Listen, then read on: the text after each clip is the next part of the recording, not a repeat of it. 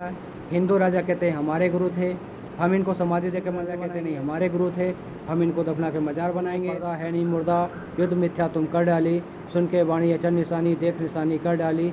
जब आकाशवाणी तप नहीं, झूठ बराबर पाप, जाके हृदय सांच है ताकि हृदय। कबीर साहब इधर क्यों आते हैं या इस क्षेत्र का नाम मगहर क्यों पड़ता है?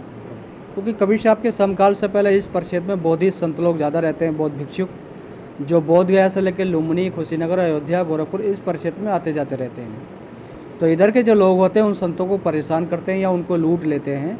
तो बौद्धिस्ट संत लोग इस क्षेत्र का नाम डाल देते हैं मार्ग हर। मार्ग माने रास्ता, हर माने समान।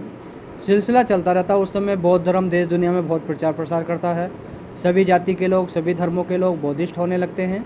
तो उसी में जो काशी के लोग होते हैं उनके मन में आता कि सभी लोग बौद्धिस्ट हो जाएंगे तो कुछ धंधा पानी चौपट हो जाएगा। तो लोगों के मन को कन्वर्ट करने के लिए या काशी की तरफ आस्था जोड़ने के लिए उसमें एक शब्द का प्रयोग करते हैं कि जो काशी मरेगा मोक्ष पाएगा, जो मगहर मरेगा नरक जाएगा, या अगले जन्म में मरकर कुत्ता या गधा बनेगा। ऐसी कहानियाँ फैला देते हैं। तो इधर के जो लोग होते हैं उनकी बात विश्वास करने के बाद धीरे धीरे काशी में शरीर त्यागने लगते हैं, जिसको काशी करवट कहा जाता है। तो कबीर साहब के आने से पहले ज़रा और संत भी आते हैं जो पानी मांगते, पानी की जगह उनके बर्तन में मिट्टी या धूल भर के दे दिया जाता है। तो उन संतों के मुख से खबर निकल जाता है कि आज से क्षेत्र में सूखा पड़ेगा या धूल उड़ेगा। उस समय के बाद धीरे धीरे वर्षा कम होने लगती है। काफ़ी उपचार किए जाते हैं सभी धर्मों के अनुसार, लेकिन वर्षा नहीं होती। फिर यहाँ का जो राजा होता है वो जनता दरबार बुलाता है। उस जनता दरबार में सभी परंपराओं के संत लोग आते हैं। तो संत लोग कहते हैं भाई हम लोगों में इतनी शक्ति नहीं जो हम वर्षा करा सकें, लेकिन काशी में कबीर साहब रहते हैं, अगर उनके पास जाएंगे कुछ ना कुछ समस्या का निदान हो जाएगा। फिर यहाँ का जो राजा होता है अपने साथियों साथ ले कबीर चौरा बनारस जाते हैं। वो पूरी यहाँ की व्यवस्था बताते हैं कि कुछ लोगों ने संतों को सताया, उनकी वाणी वचन से क्षेत्र में सूखा पड़ा है, जनता परेशान है। तो कुछ संतों ने कहा कि आपके चलने पर या वहाँ रहने पर वर्षा हो सकती है। तो कबीर साहब कहते भी हमारे चलने से या वहाँ रहने से वर्षा हो सकती है, तो मगहर चलते हैं। तो जैसे ही कबीर साहब काशी से मगहर के लिए आते हैं, उस समय के काशी के लोग वही बात कबीर साहब के सामने रखते हैं कि आपका वृद्ध शरीर है और आप उस क्षेत्र में जा रहे लोग मरने के बाद नरक जाते हैं, उस मातृभूमि को छोड़कर जा रहे हैं जो लोग मरने के बाद मोक्ष पाते हैं। तो कबीर साहब अपना चिंतन करते हैं, कहते हैं अगर कोई अनपढ़ व्यक्ति कहे या कोई बच्चा कहे तो मानना ठीक है, जो लोग वेद शास्त्र गीता पुराण जानते हैं वो भी इतने बड़े अंधविश्वास में तो आम समाज कहाँ जाएगा। तो कबीर साहब निर्णय लेते कि मैं अपना शरीर काशी ने त्याग कर अब मगहर में ही त्यागूँगा। जो परंपरा 2000 साल से या उससे पहले से चली आ रही थी, किसी भी महापुरुष की या किसी भगवान अल्लाह गॉड की, उस परंपरा को तोड़ने की हिम्मत नहीं हुई। तो कबीर साहब ने उस परंपरा को तोड़ने के लिए काशी से मगहर, वो भक्ति की शक्ति को दिखाने के लिए काशी छोड़कर मगहर आ जाते हैं। मगहर काशी छोड़ने से पहले वहाँ पर एक वाणी बोलते हैं कबीर साहब, क्या काशी क्या ऊसर मगहर, जो हृदय राम बसो हो मोरा, जो काशी तजे कबीरा तो राम ही कौन नहीं हो रहा। कबीर साहब कहते हुए जिसने हृदय से राम को जाना है कहीं मरेगा मोक्ष पाएगा, खाली काशी में ही मरने से मोक्ष मिलता है, फिर तो किसी अल्लाह का, भगवान का, राम का कोई काम ही नहीं रहा। तो कबीर साहब उस पाखंड को ख़त्म करने के लिए, भक्ति की शक्ति को दिखाने के लिए काशी छोड़कर मगहर आते हैं। सबसे पहले यहाँ से 2 किलोमीटर दूर कबीर धुनी है, वहीं पर कबीर साहब ठहरते हैं। कबीर साहब का नाम सुनकर गौरव पीठ के गोरखनाथ संत भी आते हैं जो वर्तमान पीठ पर रहे होंगे। तो गोरखनाथ जी के मन में आता है कि काशी से कबीर साहब को बुला के लेकर आए हैं, ये लोग हमारे पास नहीं आए, पानी तो हम भी दे सकते थे। तो कबीर साहब उनकी भावनाओं को समझ जाते हैं। जैसे जनता कबीर साहब के पास आती है, गोरखनाथ जी के पास भेज देते हैं। तो गोरखनाथ जी अपनी ज्ञान शक्ति से पैर लगाते हैं, कुछ पानी की शोध क्रिया चलता है, जिस शोध का नाम गोरख तलैया नाम रखा जाता है। तो जनता कहती है कि इतने पानी से पूरे समाज की व्यवस्था नहीं हो सकती। तो गोरखनाथ जी कहते भी जितने मेरे अंदर शक्ति थी इतना लगा दी, अब मैं कुछ नहीं कर सकता। उसके बाद फिर जनता फिर कबीर साहब के पास ही आती है, वो गोरखनाथ जी की पूरी वार्ता बता देती है। तो कबीर साहब अपने ध्यान में जाते हैं, अपनी ध्यान शक्ति के आधार से वर्षा कराते हैं।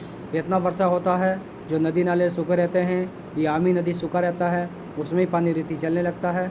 उस समय के बाद इस क्षेत्र में वर्षा प्रारंभ हो जाता है। फिर वहाँ पर 5 संतों का मिलन होता है, कबीर साहब, नानक साहब, गोरखनाथ, केसरदास, संत रविदास।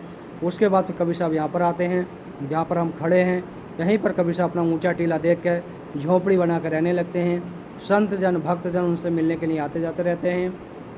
जब ज़्यादा भीड़ होने लगती है तो पीछे कबीर गुफा है, जब कबीर साहब बैठ के अपना ध्यान करते हैं। जब उनका जाने का समय होता है तो पूर्ण तिथि बता देते हैं। जो ज्ञानी संत होते हैं या ज्ञानी भक्त होते हैं उनको अपनी ज्ञान ऊर्जा से पता चल जाता है किस दिन मेरा शरीर छूटेगा, तो कबीर साहब भी अपनी पूर्ण तिथि बता देते हैं। तो उस तिथि पर बनारस के राजा वीर सिंह बघेल भी आते हैं, बिजली खां पठान भी आते हैं और अन्य संतजन भक्तजन भी उपस्थित होते हैं।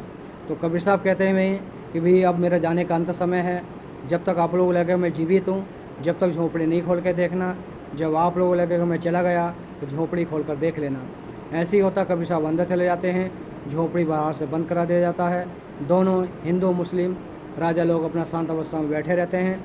जब तक लोगों को लगता कबीर साहब जीवित हैं, कोई विचार नहीं किया जाता। जब लोगों को लगता कबीर साहब चले गए तो खोलने का विचार किया जाता है। तो खोलने से पहले ही दोनों धर्मों में उनकी डेड बॉडी को लेकर या उनके संस्कार को लेकर विवाद खड़ा हो जाता है। हिंदू राजा कहते हैं हमारे गुरु थे, हम इनको समाधि देकर मंदिर बनाएंगे। मुस्लिम राजा कहते नहीं, हमारे गुरु थे, हम इनको दफना के मजार बनाएंगे।